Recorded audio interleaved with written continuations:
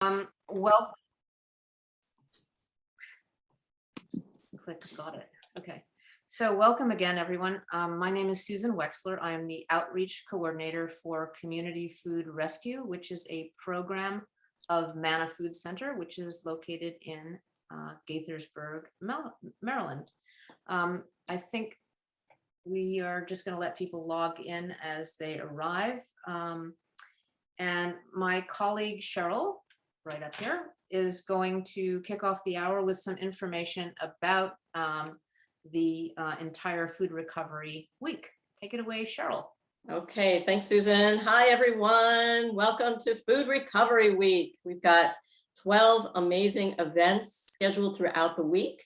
Thank you so much for joining this event, which is called Supporting Local Farmers to Increase Food System Resilience. Before we get started, a couple of housekeeping things. One, that the DMV Food Recovery Week is co-hosted by the DC Food Recovery Working Group and Manna Food Center's Community Food Rescue Program. We're going to first thank our media sponsor, which is I Hate Politics podcast. Also, today's event is being recorded. Feel free to type in your questions into the chat box throughout the session, and we'll be monitoring that throughout and invite our panelists to answer them. Also, after the event, after the whole week, we'll be sending out slides and the recording of this session in case you'd like to share it with any of your friends or colleagues. And after DMV Food Recovery Week, we're going to also be sending out a survey. And we invite you to please look for it and please fill it out. It really helps us. Lastly, we want to encourage you to post on social media about this event. You can use the hashtag DMV Food Recovery Week, and then also check out the rest of the week's events. And I'm going to put the URL back in the chat box, and in case you want to sign up for other events. So with that, I'm going to reintroduce Susan Wexler, Community Food Rescue's Outreach Coordinator, who is our moderator tonight. Take it away, Susan. And I'm going to go back and help Tanya. Okay, she's on. She's on. She's here. Hey, Tanya. Yay, you're here. Wonderful.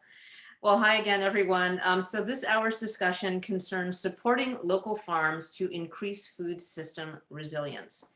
And Manna Food Center, Montgomery County's largest food bank, is bolstering food system resilience by implementing the County Farm to Food Bank program. And our colleague Jenna Umbriak, the program director of Manna Food Center, is going to tell us, and all of us, about County Farm to Food Bank and the history of Manna's involvement with it. Jenna, take it away. Thank you, Susan. We're all taking it away. Where are we taking it to? I don't know. It feels very. I'm gonna keep it right here. So I'm so glad to be here. I love talking about farmers and how wonderful they are and how they do the most noble thing in the world, feed all of us. And Manna recognizes how important it is that we support our local agricultural system. We started our Farm to Food Bank program over a decade ago and formed really close relationships with a few farms. At our height, we had 4 farmers that we were working directly with in sort of a contract grower methodology. And Tom is one of those farmers. He'll talk about that more later. And these relationships and partnerships we formed through that program over that last 10 years is really the reason that when COVID hit and our local food security task force that was created to respond to the pandemic, the Montgomery County Food Council and our local Office of Agriculture set out to support local farms and to establish a way to bypass the supply chain issues that we were having due to the pandemic in order to get fresh food to food assistance organizations that we could stand it up so quickly because those partnerships already existed to some degree.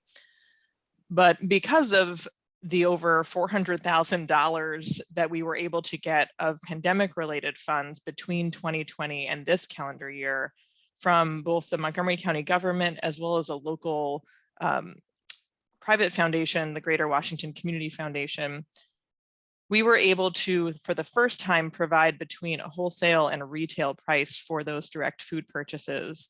And thus, for the first time, the food assistance network in our county became a viable customer and not simply a destination of last resort when there was no other place to sell it. Even more valuable was the over $236,000 in capacity building grants that we were able to provide to 22 of our county farms in the winter of 2020. And this allowed for increased production for food assistance providers specifically. Now, in comparison to the last fiscal year, pre-COVID, where Manna averaged just over 18,000 pounds from those few farm relationships, in fiscal year 21, this one that just passed, more than 60,000 pounds of food was purchased, which is a 238% increase over the years prior. And of course, pounds don't show the full picture. I don't love talking about pounds, especially when we're talking about things like kale that don't weigh too much.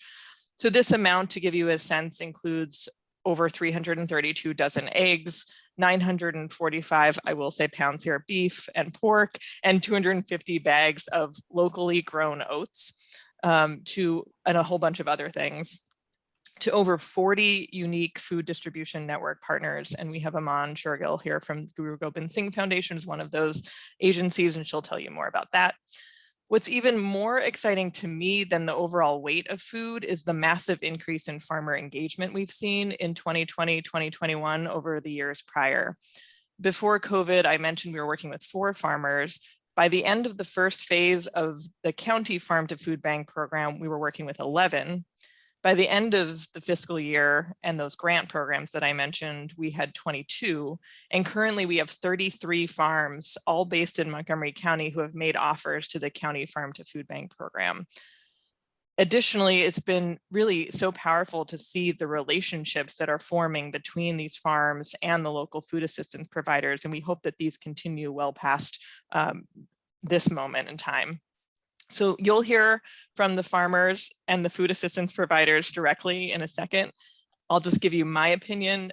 By providing additional capacity to local farmers and making the benefits of their locally grown produce available to Montgomery County residents, the County Farm to Food Bank program has, I think, the potential to create a post-pandemic food system locally that's more resilient to future disasters, better for farmers, better for consumers, better for the environment, and really is a critical step towards Manna's vision of food security for all. So that's why we are so excited about it. I'm excited to hear what everyone has to say tonight. So I think back to you, Susan. Thank you, Jenna. Those are my thoughts, and I think we've all learned so much from this program. But the people we have learned the most from are the people who have been participating, and specifically our farmers and recipients and our food runners. So I'm going to just start out with asking each panelist to do some brief introductions of themselves. I'm just going to start with Tom. Tom, could you introduce yourself? Sure. My name is Tom Farquhar, and I operate Sandy Spring Gardens, which is a farm I manage 14 acres here in Ashton, Maryland, Montgomery County. I don't own any farmland. I live on a little house in a little lot here in Ashton, but I borrow and lease land from my immediate neighbors. 4 neighbors are all participants in this little farming operation. And I actually sublet some acreage to 2 other farmers because I don't farm on 14 acres. I farm on 3.5 acres. I have been doing this for 4 years. I started farming, in a way, as a teenager. I was in 4-H and I had pigs, the 4-H project, and we had a big garden at the house. And we had chickens and pigs and things like that. Dad was a newspaper editor.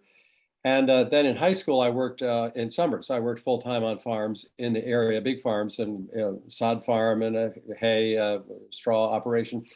And when I graduated from college with a music degree that was not heading toward any career opportunities, I went to a local private school and I offered my services as a full-time organic gardener to provide food for the school kitchen at the outlandish salary of $25 a week, which was outlandishly low even at the time. But the head of school there thought that was a good idea, so we did that. And one thing led to another, and I wound up not farming, but in the field of education for 40 years.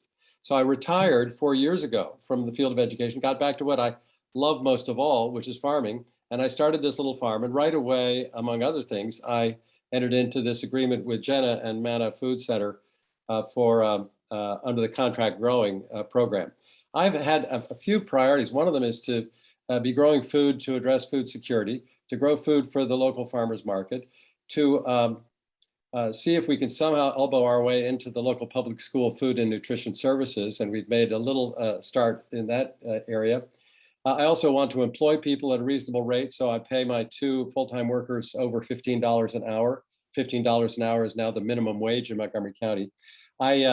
This is not a nonprofit organization. It's a for-profit organization, but it's not profitable. Let's put it that way. We're working on that, and hoping that we might turn the corner on that in the next few years. During the pandemic, I lost 2 markets. My market channels are a farmer's market here in Albany every Sunday, 2 farm stands. I call it a farm stand if I'm the only one there. I do a farm stand at the Friends House Retirement Community and the Brook Grove Retirement Community on Fridays. We go first to one and then we have lunch, then we go to the other. And those are really not very productive because those people at retirement communities often have dinner provided for them. So they're buying a little food for the weekend and things like that. But I like to have a presence there. And I think we improve the nutritional quality of what those folks are getting. And then I've had the contract with Manna Food Center. I also have a CSA and just started this year and expect to expand the CSA next year. You know, you'll understand I'm doing too many things and I need to, narrow the channel somewhat. But also very important this year has been the County Farm to Food Bank program, which has allowed me to place an offer online every week. And then in a day or two later, I get an email back saying your offer is confirmed. A volunteer will arrive at such and such a time. And it will go to, it even names the recipient organization out of over 104 food banks and soup kitchens, food pantries in the county. I'm gonna stop you there because I want to save all of your discussion about farm to food bank for after we've introduced the other panelists. But thank you for that really good introduction to your history at Sandy Spring Farms. So Tanya, could you please introduce yourself and tell us something about your farm and what you grow and how you got started farming? Okay, thank you, Susan. My name is Tanya Spandhla, and I'm the owner farmer for Passion to Seed Gardening. I started off farming at Passion to Seed Gardening in spring of 2015. I farm about 3 acres of land in the Ag Reserve. I leased land from a landowner who had land just lying next to his house. So they decided to have that piece of land leased. And I was lucky to be a participant of the New Farmer Project way back in 2015. And I was linked to that landowner through the Land Link program in conjunction with the Office of Agriculture, where they had the New Farmer Project. So since 2015, I've been working on that land. I decided at the very beginning of my farming experience there not to use any chemicals whatsoever. So everything that I grow is naturally grown. I use compost. I do a lot of crop rotation, and the county helps us in this instance by giving us a wood chips compost to enhance our soil. So that's very commendable, getting such help from the county. What drove me into farming is I'm originally from Zimbabwe, and my mom and dad used to always have something going on in the garden. And I was just used to picking up whatever time of the year it is. In Zimbabwe climate is that you can grow stuff all year round. So I missed that natural taste of produce, and that drove me to start off at a community garden plot here in Germantown. And when I found out that I was enjoying it and my friends whom I was sharing the produce with were enjoying it also, I found a good business opportunity there and said, why not start this off on a bigger scale? And so that's how Passion to Seed came into being.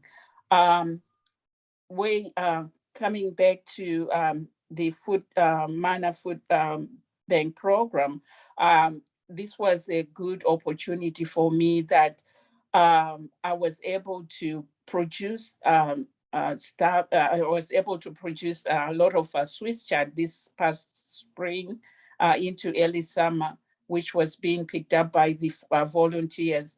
I found this to be very gratifying for me, especially because this really meant something deep within my heart that, okay, we do this, I guess, to make money, but I think there's a deeper sense of gratification when you're doing this and knowing that it's making an impact on somebody who would not normally afford to buy naturally grown food in any outlet, grocery store, or wherever they buy their food. So getting that that link through Manna Food Bank was really a great inspiration, and I would like to continue doing that, I guess, for a longer period of time to come. And the volunteers, getting to know the volunteers who come to pick up the produce at the farm, you create so many relationships that are so enduring. And I hope the program continues, and I hope it gets the funding that's needed. I Well, guess we couldn't agree more with that last sentiment, Tanya. Yeah. And can you tell us a little bit more? You also have a CSA, I believe, and or not? No, I don't have a CSA. It's a one-woman operation that I have.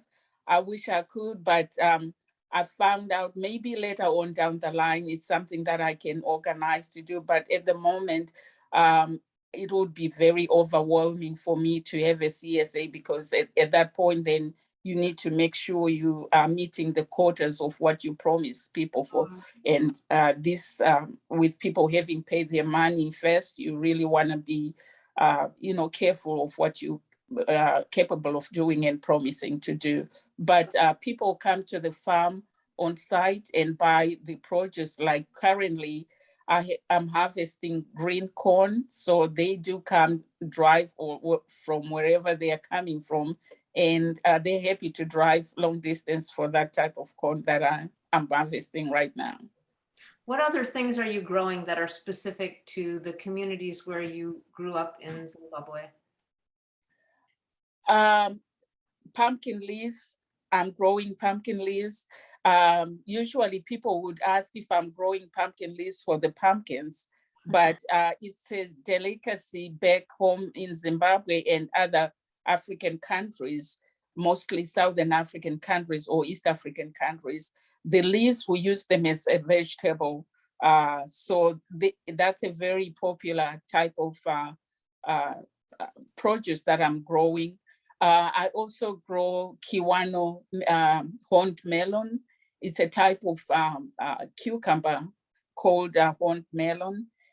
So that's one of the specialties that I grow. Unfortunately, this year I made the blunder, but it's always good experience when you make blunders, because next time I know what to do.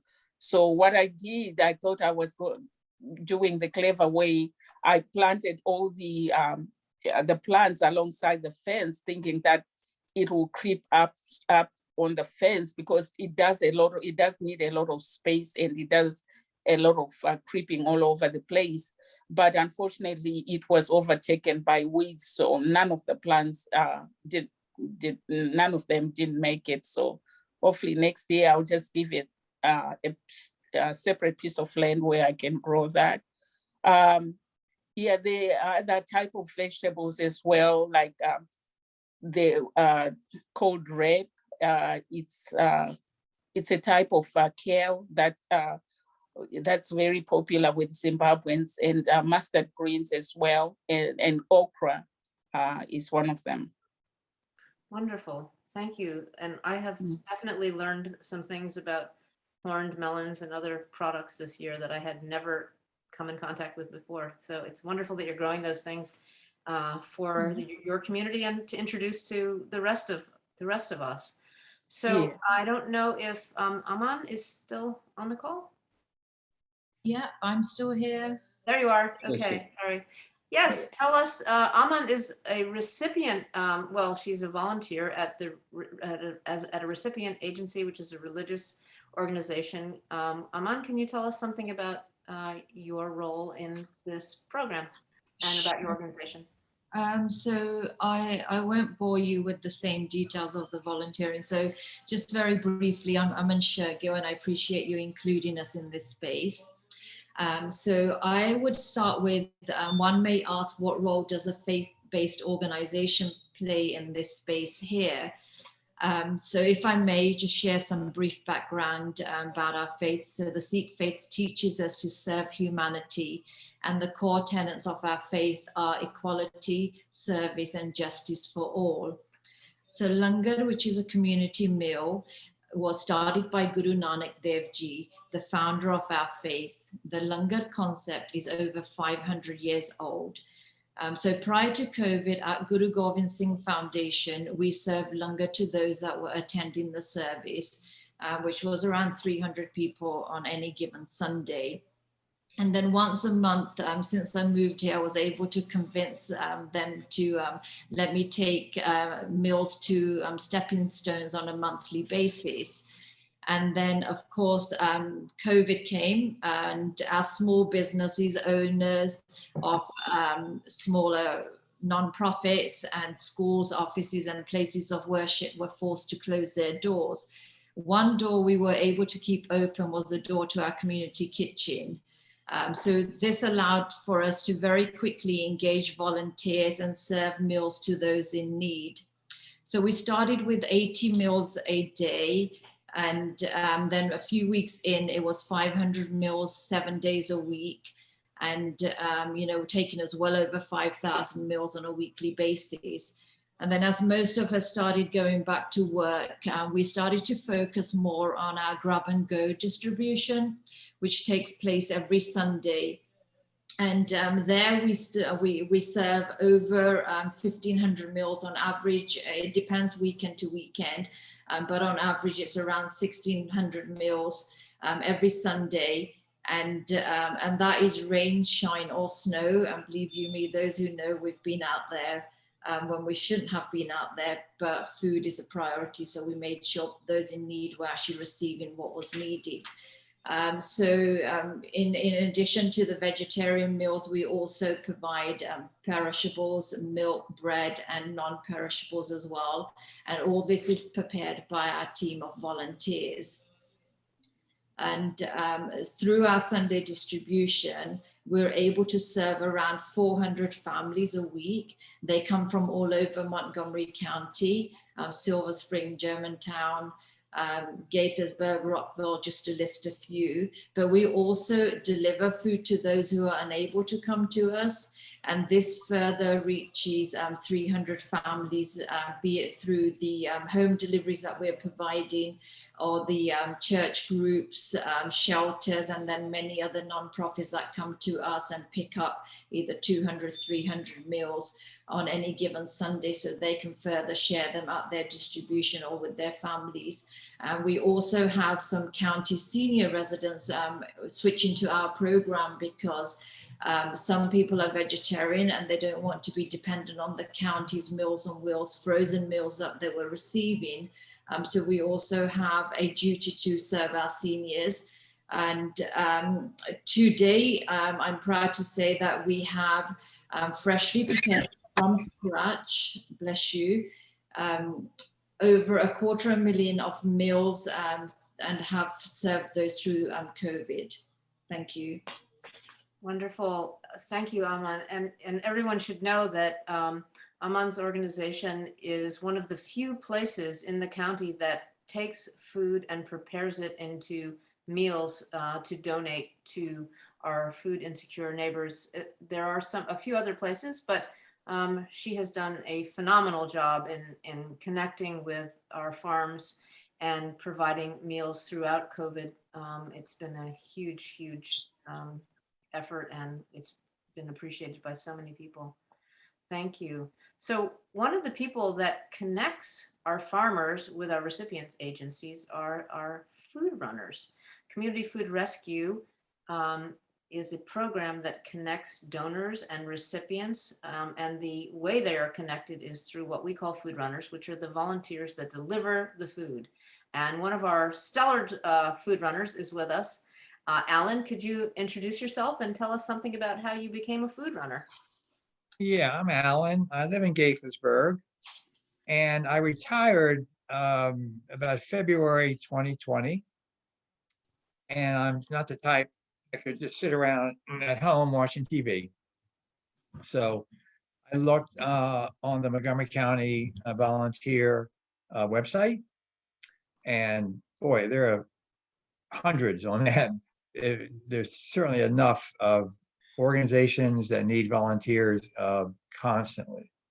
But I like this because it was something that was in Montgomery County, which I live, and I liked it that the chow match was something that you could, it wasn't something that you had to devote every day or something or once, So it's I like you pick and choose the ones you like, and I've kind of targeted, or I've kind of driven to the ones up in Upper Montgomery County, Dickerson, Poolsville, Spencerville, and those areas, because it's relatively close to where I live.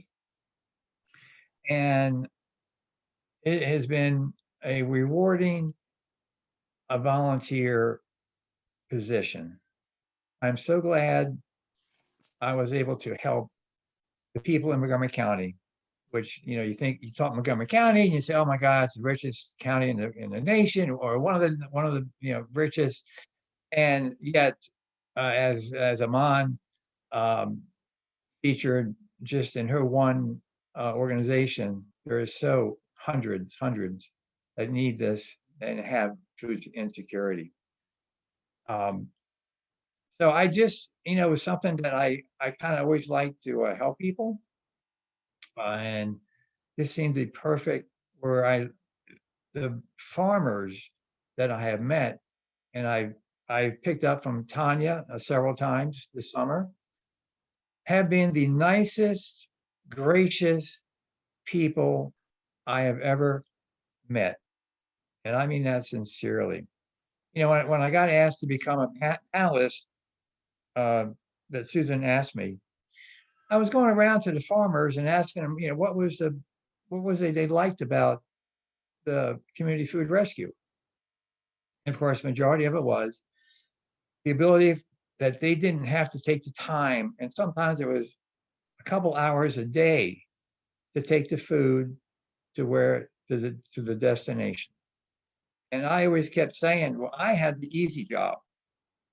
The farmers, especially this particular summer with the heat, they were the hardest working people. And, and so my job is relatively easy. I just pick it up and drop it off. And it has been just so rewarding that I've been able to, I kind of investigated a little bit about the community food rescue, the history of it. I discovered it was really inspired by some students in Montgomery University of Maryland at College Park. They started this some years ago, and it was inspired by the Montgomery County Council members. I'm not sure how many years ago, but it's been a while. And it's been very successful. Obviously, Cheryl does a magnificent job, and Susan also, we got to know. And the best part about, I've become relatively friends with the farmers that I see sometimes every week or every other week, some once a week. And it's been rewarding just to help as many people as I can. Wow, Alan, thank you. That is a wonderful endorsement. And just for those who don't know, when Alan refers to Chow Match, that's the software program that Community Food Rescue uses to connect sort of semi-automatically, but in the case of Farm to Food Bank, not automatically, our farmer donors, our recipients, and our food runners. And what Alan was saying was that he likes the option of either volunteering a certain day or not volunteering a certain day. And it's a it's a great kind of flexibility. Many volunteer organizations, it's like you show up every Tuesday from 9 to 12 and you make a commitment to do that, and that can be wonderful too. But in the case of Community Food Rescue, you sign up as a food runner on our website, and then you are alerted by text to opportunities to pick up food that's either purchased by Manna or being donated by farmers and other food providers. And then the food runner can say, oh, I'm free on Tuesday at 6, and I can go and get it and bring it to the organization where it's being directed. So thank you again. Many people are active volunteers like Ellen. Many just do it here now and again. So you've now seen sort of the legs of our CFR stool. You've seen our donors, who in this case under the Farm to Food Bank program are our two farmers, Tanya and Tom, one of our recipient agencies, Aman, and one of our food runners. So now I'd sort of like to kind of bring you back to specifically the Farm to Food Bank program. Some of our discussion and questions have sort of merged, but if you could talk more, Tom, starting with you, about how you came to participate in Farm to Food Bank. I know you were an early kind of contract farmer with Manna, but how has it impacted your operations, and in what ways do you think the program affects food system resilience, and how do you think it might reduce food waste? And I can remind you of those questions. Let's start out with what kind of impact it's had on your operations. Well, let's go all the way back to I started in a relationship with Manna as a contract farmer, and really Jenna had an arrangement that I would provide 2,000 pounds of food per season at $1.25 a pound for whatever it was. And that was, at that rate, that kind of was my surpluses were heading off to Manna every week, things that I was not able to sell at the market because the $1.25 was not an advantageous rate. But I was happy to have that opportunity. And because, you never know, things will come in, you'll have a flush of a particular crop. So that was a great relationship I had, and Jenna was able to continue that for several years. Then when the pandemic hit and we got the funding at Manna, which was distributed through the capacity building grant, I was able to request and to receive funds to purchase a potato harvesting tool and a potato hilling tool, and also funds to build a walk-in cooler, which I didn't have on site at the time. So the capacity building grants really made a difference for me, and I increased my potato acreage from about 1/10 of an acre to 1.5 acres. And we produced 15,000 pounds of potatoes, and half of that went to Community Food Rescue's county Farm to Food Bank program this year. And the rate for the potatoes was $2 a pound, which for potatoes is a very good, better than wholesale price. So I've been happy to produce, as Jenna said, the food distribution program through Manna and Community Food Rescue became a viable customer for the farm. And we hope in the future we might even be able to aim to produce a certain quantity of a food for the Farm to Food Bank program. These prices will change as the years go by, I'm sure, if we can continue the program and become more, something that optimizes and maximizes the opportunity for Community Food Rescue to deliver a substantial amount of product to this over 100, food banks and soup kitchens in the county. The price list was developed with the Director of Agriculture in our county in conjunction with Jenna and others. And I guess our Food Council director was involved in that. And I think there were some conversations with farmers about the price list. And the price list, as I say, will have to shift around as, especially as Susan watches, where the money's going and keeping an eye on market prices. But the price has been somewhere between wholesale and farmers market price for each of the items. And I grow 50 vegetables, 100 varieties. Again, I need to narrow that focus some. I'm growing too many varieties, but I'm trying to test varieties each year and see what's really going to work for us. And to have a way to deliver food to the food security system and have the volunteers do the driving.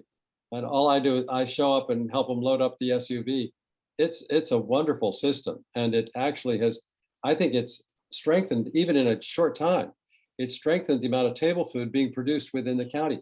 Our agricultural land, and those of you who know Montgomery County know we have a nationally recognized agricultural reserve. Almost 100,000 acres of farmland has been preserved in the county. Most of that farmland is growing commodity grains, corn and soybeans, and some sorghum for breweries.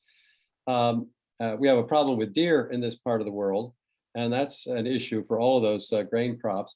But and to grow vegetables, you have to have high deer fencing.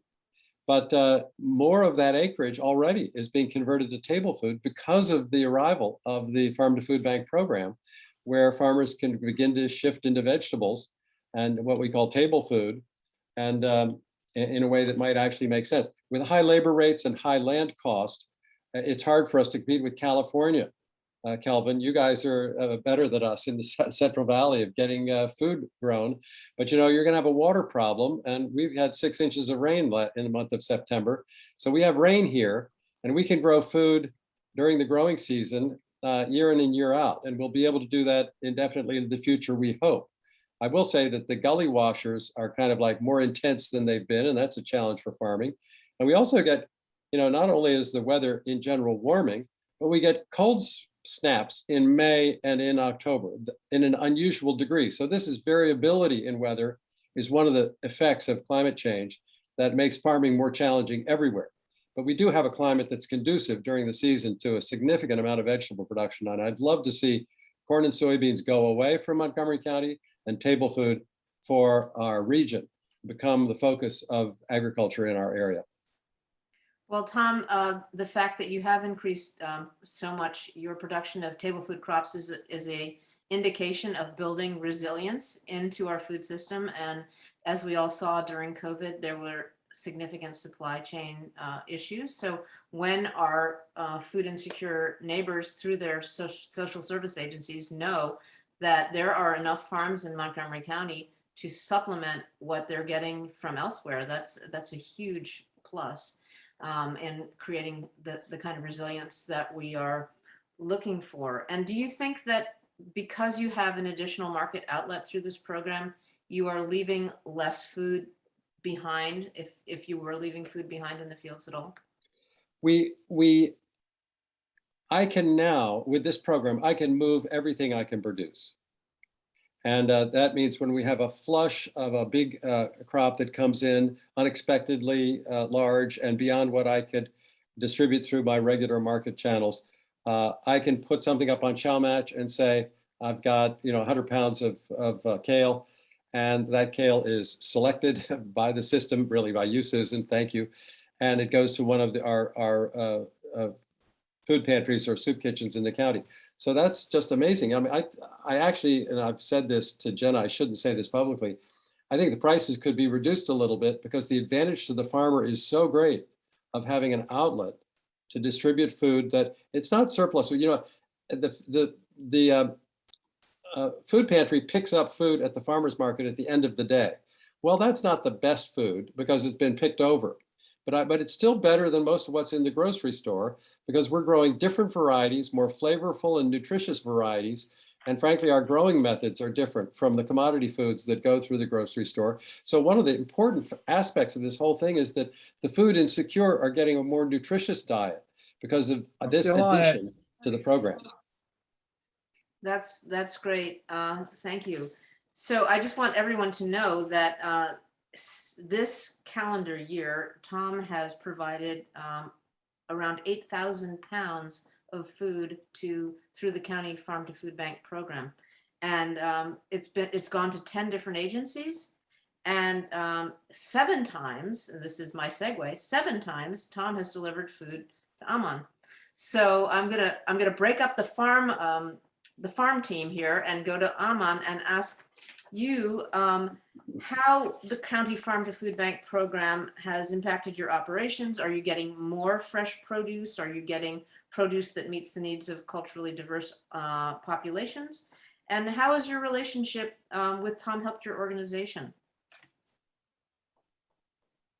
So I have to say it has been a for us, not just as an organization, but for the clients as well, a positive and a meaningful relationship. For us, in terms of receiving this fresh, organic farm produce. You want to see Aman without a mask? Oh, Alan, you have to mute yourself. No, wait. Back up. Back up. Alan, That's Susan. She's one of Alan, the. can you mute yourself?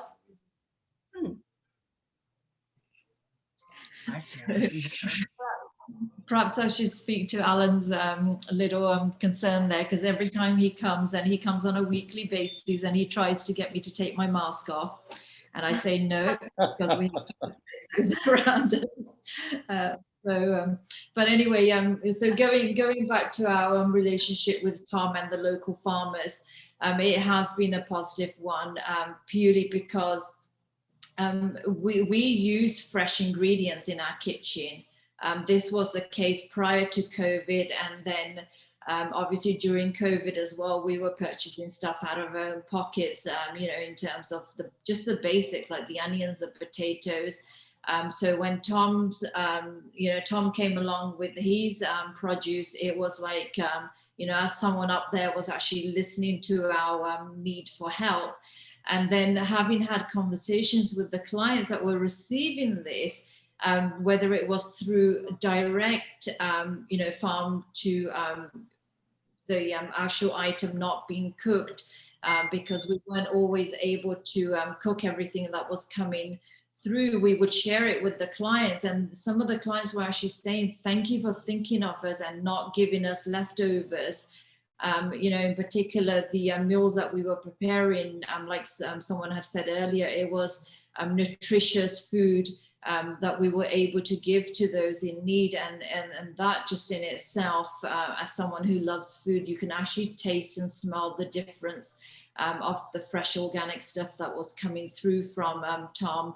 And I'm going to keep referring to Tom because he's one of the local farmers that we've worked with mostly, as Susan very rightly said. We've had about 7 deliveries from him.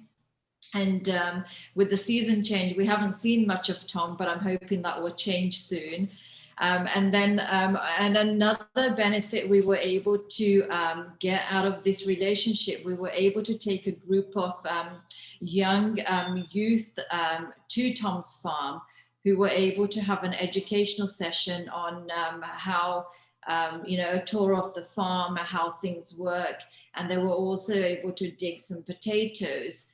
So, in short, I'm just hoping this will continue. And especially for us, with the heritage of Punjab back in India, the way we look at it is no farmers means no food. So this relationship is extremely important, and I would love to see more farmers involved. There's definitely less waste in our kitchen because every single meal is accounted for. Just as an example, this past Sunday, we had finished our distribution. We had food left over from the Sunday school kids because they have their separate program going on where the parents actually come together and they will prepare a meal, for the kids. And they had 2 large foil pans left over. So naturally they came to me and they're like, what can you do with this? So just as I was thinking, this gentleman who's been coming to us for the past 3 weeks, more so recently, he always misses the distribution. I haven't asked him the reason, but I have given him my name and number. And every week I say to him, give me a heads up. Even if you're going to come late, let me know and I'll make sure we keep something for you. But of course, for whatever reason, he's unable to do that. So this Sunday, as he came at 1 o'clock, I was able to give him those two foil pans. One was cheese toasties and the other one was just full of celery, carrots and other vegetables mixed in. It just made his day. So this, for me, like I said, this is not my day job. I'm a banker by trade, but this whole pandemic thing, it's been a bittersweet moment in terms of having lost friends and family to COVID, but the relationships we've built with clients and our local agencies such as Manna Food, Community Rescue Food, who I had no idea who these people were. So it's been a blessing. So thank you. Oh, those are great stories, and thank you.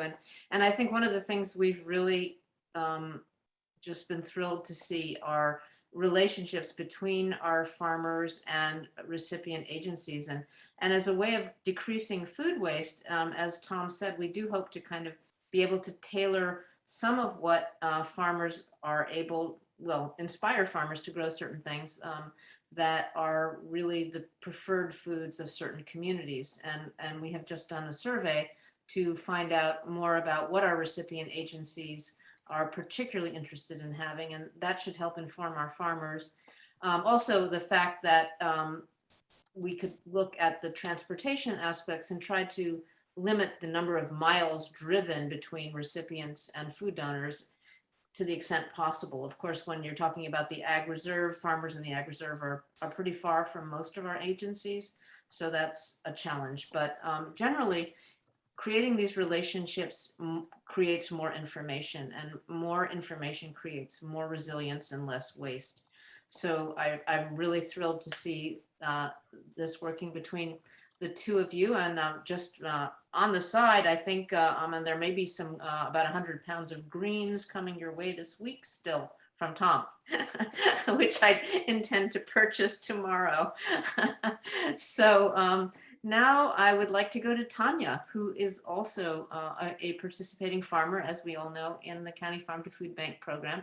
And I just would like to know how the program has affected your, your bottom line, in some sense, increased your market opportunities, increased relationships, maybe led to less food that's not sold. Whatever you want to say about the program and how it's impacted you.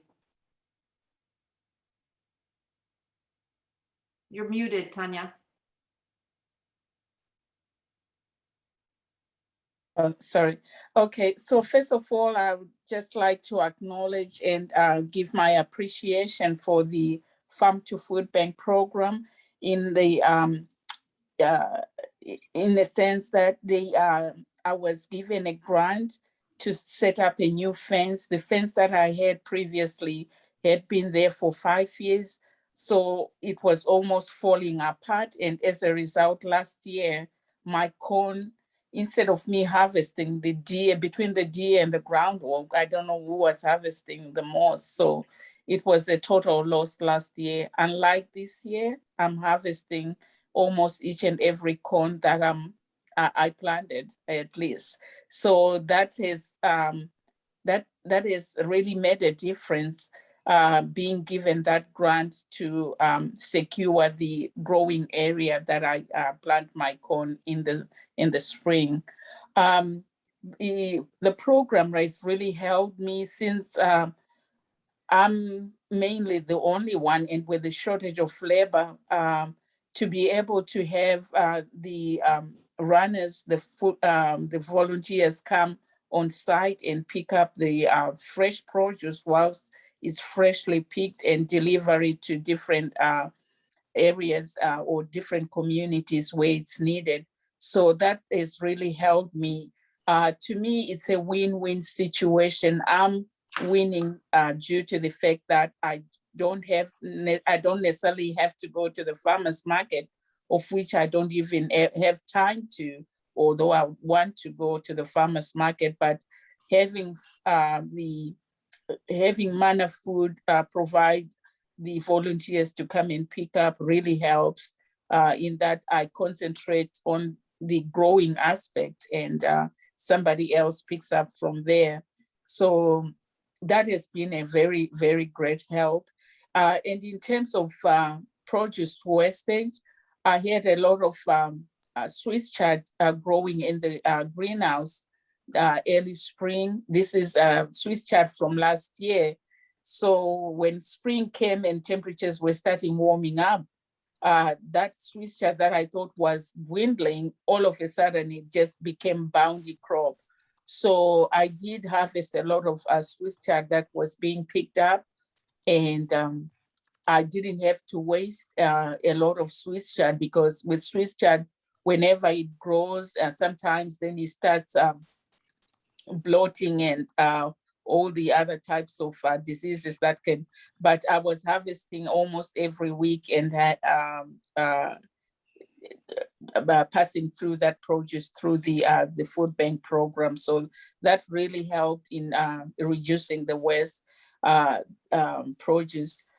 So, and for me personally, this is a main motivator for me, knowing that I'm doing this to enable somebody to be able to eat freshly picked produce compared to picking up from the grocery store for produce that is traveled maybe over 5,000 miles from wherever it's picked from, and then it's in the grocery store, it's been refrigerated, and the difference is this is freshly picked produce, and then it's going into somebody's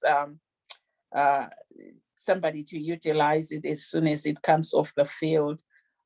So my I guess my yearning with all this is just to for people in authority to realize how much of a difference it makes in the community when people are enjoying and appreciating food that's grown locally. I think there's a remarkable advantage and a benefit in doing that. I would like to for the program to be extended and be well funded. And maybe we can serve as a model for the whole of the country if other states are not doing that. I think with the agricultural reserve that we have and the support that Montgomery County gives to its farmers, I think there's a lot of possibilities and opportunities that can be enhanced and everybody can benefit from. Thank you, Tanya. And I want everyone to know that as a one-person operation, nevertheless, Tanya has been able to provide food through the program to 5 different agencies. And so that is wonderful. And I think one of the things that we could do more is to let the recipients of this food know exactly which farm it comes from.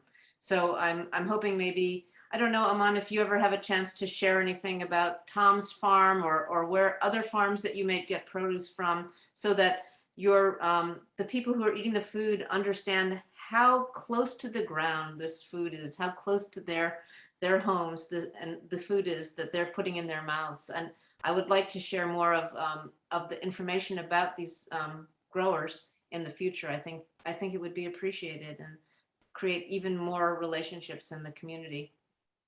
So yeah, Tom. Susan, I just wanted to mention one little part of this story. When the pandemic came, I lost 2 important markets. I was running a farm stand at 2 Kaiser Permanente facilities here in the county. And essentially we were serving the employees in those buildings. It's the Mid-Atlantic headquarters is one of the locations, and the other was one of the medical centers. And the employees, a lot of them foreign born, I would say foreign born people are our best customers at the farm stand. They appreciate really wonderful food more than I'm afraid the average American shopper. But in any case, those 2 markets went away because people were not going into work. So that killed half of my market, output. And the Community Food Rescue Program through ChowMatch has filled that gap. It's been so important for me to be able to keep going. That's good to hear. Thank you. Alan, you explained something about your relationship and your experiences picking up at the farms. Can you tell us anything about your experience with other recipient agencies, other than wanting to see Aman's whole face, which I completely agree is very worth seeing? What else have you experienced on the recipient end, if anything, to share? Yeah, well, it's amazing how many I guess food giveaway families or to families agencies. There are like Aman's, and there are so many. So what else? Who I developed a nice relation with Megan there. Also became involved with Ben Winkler over at Cross Community up at Lake Forest. Mhm. He was doing amazing. I was volunteering with him early summer through the early spring or through the summer until the Department of Agriculture reduced the amount of food that he was getting. But he was packing bags and receiving for about 450 families every 2 weeks. And people, that was walk-ins and drive-ins. So I'm just astounded at these organizations that I never heard about, never knew they were there, but word does get out, I'm assuming, and how much these agencies for the families have helped them tremendously. It's funny, just last week, I know one of the questions was something about a interesting a pickup. I was picking up 600 pounds of potatoes from Butler Orchard up in Germantown. Susan, she was very concerned whether I'd be able to get it in my car. And turns out I was, and I found out that that's my limit now, 600 pounds potatoes. So that worked out, and that worked out great. They're great. I've been up there several times at Butler's, and they're terrific up here. I mean, I can't say enough to almost everybody who gives, matches the food through the trail match with the recipients. And I did some investigation. Just to give you an idea of just what I have been doing this through September this year with this trail match is I got that from my phone, my impact on my app. And the total meals delivered, I don't know how they figure that out, but they figure out how many meals. It was 22,188. Just me delivering that amount of food to families. Total pounds diverted from the landfill, 26,000 pounds. And miles driven, which is 4,400 miles. They figure how they figure that, I don't know, but anyway.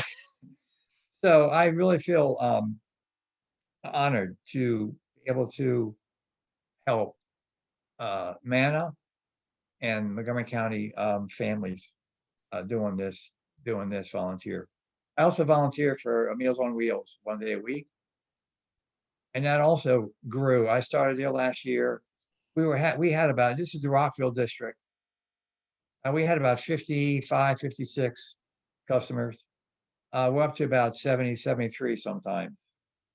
And we get new customers almost every week on Meals on Wheels. And again, people who can't get out, are homebound, food insecurity. So I'm involved with food in many different ways. Thank you.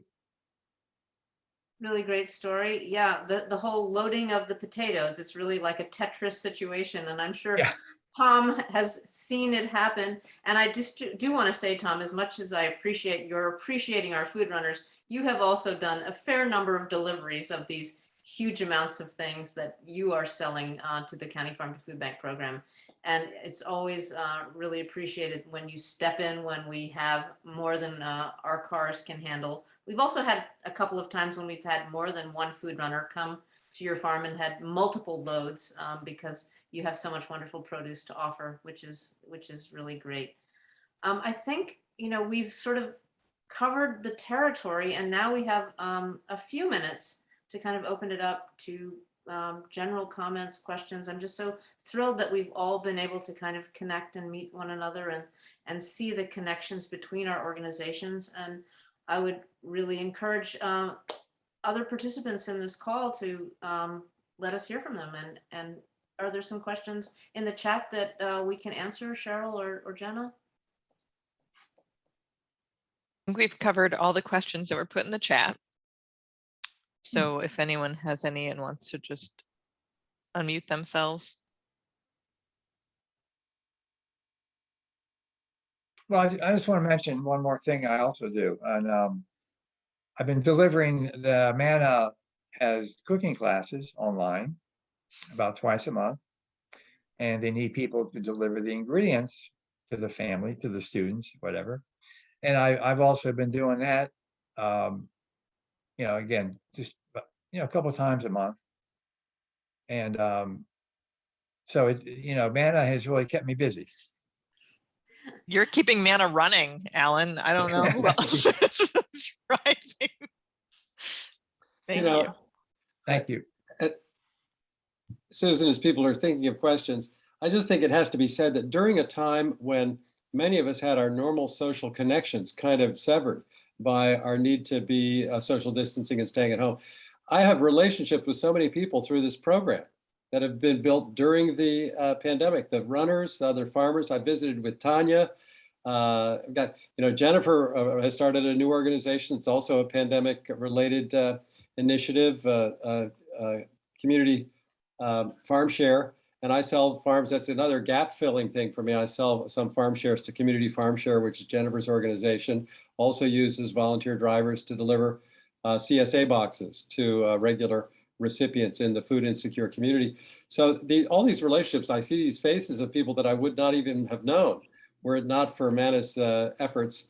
And this has all happened during the pandemic when it's been hard to build new social connections. So that's one of the important kind of side effects of this whole thing. Yeah. Cheers to that. Yeah. Any other thoughts? Susan, I just wanted to point out to everybody on the call that I put into the chat several links of all of our panelists' websites, and also a great article from Plenty Magazine. It was written in the summer. Catherine Nardi. Yes, that's the cover. It's still out in different co-ops and stores. Yep. And it's available online. So I put a link in the chat. You can get it digitally. And it's a great article talking about food resilience in Montgomery County. So for further reading and learning about what's happening in our county, that's great. Susan, we're really over time now. So if you would like to wrap things up, and it'd be great. I'm sorry to put an end to this lovely discussion, but I want to thank you all again for participating and for all the work that you do to make County Farm to Food Bank program successful. And like many of you have expressed, we do hope that this will continue to be available to all of us in the future. And just write to your councilman and keep talking it up. And hopefully Manna will shake a couple of coffers of the county down, and we'll have some more funds to continue this program. So thank you all for participating. Don't forget to check out other offerings that are available online this week through this Food Recovery Week programming. And thanks again.